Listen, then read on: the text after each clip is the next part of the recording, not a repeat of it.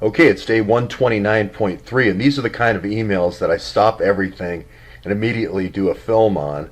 This is Cheryl Thompson talking about Anna Krylova, and she found it in WikiLeaks. And this is exactly what I'm talking about, where you make your own breaks through digging.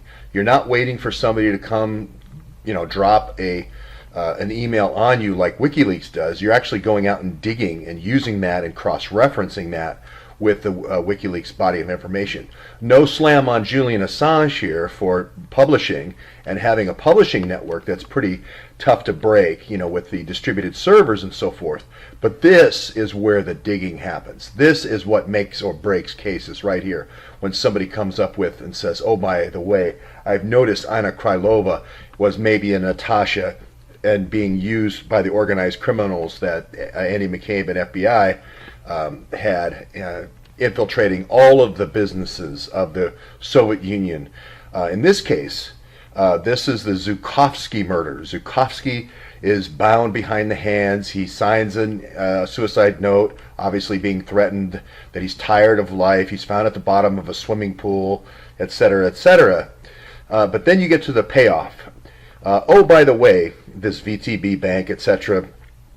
And then, but just wait a minute, though. According to Atanta, Capital Forestry analyst Anna Krylova, Zhukovsky worked with a federal timber agency, this guy Ross Chupin. It kind of almost sounds, or Chupkin, it almost sounds like Rasputin.